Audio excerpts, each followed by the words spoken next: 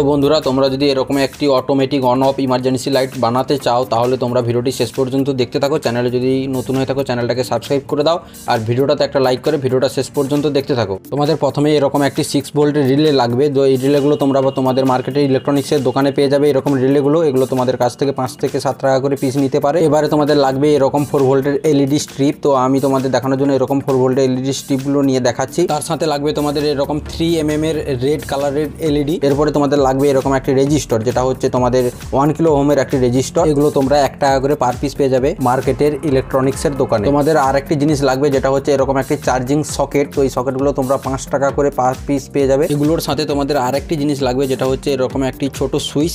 তো এই সুইচগুলো এগুলোও তোমরা 5 টাকা করে পার পিস পাবে। তো এই কয়েকটা জিনিস দিয়েই আজকের এই প্রজেক্টটা তোমাদের দেখাবো যে অটোমেটিক একটি অন অফ ইমার্জেন্সি লাইট তোমরা কিভাবে বাড়িতে বানিয়ে রাখবে। এবারে তোমাদের কানেকশনটা দেখাচ্ছি। প্রথমে তোমরা কি করবে, এলইডির এই স্ট্রিপে পজিটিভ এবং যে নেগেটিভ দুটো পয়েন্ট রয়েছে, দুটো পয়েন্টে তোমরা দুটো ওয়্যারকে কানেকশন করবে। তোমরা দেখতেই পাচ্ছ আমি ওয়্যার দুটোকে কিভাবে কানেকশন করেছি, পজিটিভ এবং নেগেটিভ দুটো পয়েন্টে কানেকশন করেছি। তোমরা দেখে এইভাবে কানেকশনগুলোকে করবে আর ভিডিওটা শেষ পর্যন্ত দেখতে থাকো। পর কানেকশনগুলো আমি তোমাদের দেখাচ্ছি।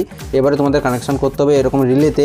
তো 6 ভোল্টের যে এই রিলেটার কোথায় কোন পয়েন্টে কি কানেকশন করতে হবে ভিডিওটাতে দেখাচ্ছি। রিলেতে তোমাদের এলইডির পজিটিভটাকে কানেকশন করতে হবে। রিলের যে কমন পয়েন্ট, সেই কমন পয়েন্টে তোমরা পজিটিভ লাইনটাকে কানেকশন করবে। তাও তোমাদের ভালো করে দেখিয়ে দিচ্ছি যে কোথায় আমি কানেকশনটা করেছি। তোমরা কানেকশনটা দেখে কানেকশন করবে। এবারে তোমাদের সুইচে কানেকশন করতে হবে। সো সুইচে তোমরা এলইডির যে মাইনাস, সেই ওয়্যারটাকে তোমরা এখানে কানেকশন করবে। তো চলো আমি সুইচে এটাকে সোল্ডারিং করে নিয়ে তারপরে তোমাদের দেখাচ্ছি। আমার হাতে যে সুইচটা তোমরা দেখছো, এই সুইচে দুটো পয়েন্ট রয়েছে। তো দুটো পয়েন্টের যে কোনো পয়েন্টে তোমরা এলইডির মাইনাসটাকে কানেকশন করবে।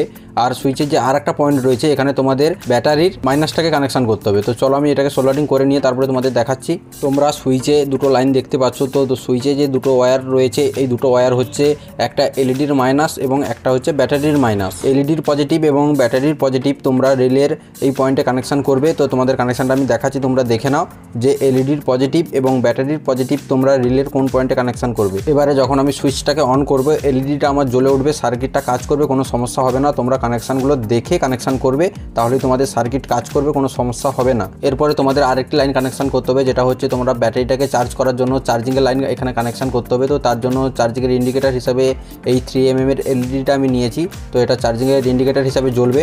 এবার চার্জ করার জন্য তোমাদের এইরকম সকেটটা লাগবে। তো সকেটের লাইনটা তোমরা কোথায় কানেকশন করবে সেটাই তোমাদের দেখাচ্ছি। তোমরা দেখো, এই সকেটের পেছনে আমি দুটো ওয়্যার কানেকশন করেছি। তো এই দুটো ওয়্যারকে তোমরা রিলের কোন পয়েন্টে কানেকশন করবে তোমাদের দেখাচ্ছি। দেখো, এই লাইনটা হচ্ছে এলইডির পজিটিভ লাইন। এই লাইনের দুপাশে দেখো দুটো পয়েন্ট রয়েছে, এখানেই তোমাদের চার্জিংয়ের লাইনটা তোমরা এখানে কানেকশন করবে। তোমরা ডায়াগ্রামে যে পয়েন্টটা দেখছো কয়েল 1, সেই কয়েল 1-এ তোমাদের চার্জিংয়ের পজিটিভ এবং কয়েল 2-তে চার্জিংয়ের নেগেটিভ ওয়্যারটাকে কানেকশন করতে হবে। তো আমি এটাকে কানেকশন করে তোমাদের দেখাচ্ছি। তোমরা দেখে এইভাবে তোমরা লাইনটাকে কানেকশন করবে। তোমাদের বাড়িতে যে মোবাইল চার্জার রয়েছে, ওই মোবাইল চার্জার দিয়েই তোমরা এই সার্কিটটাকে চার্জ করতে পারবে।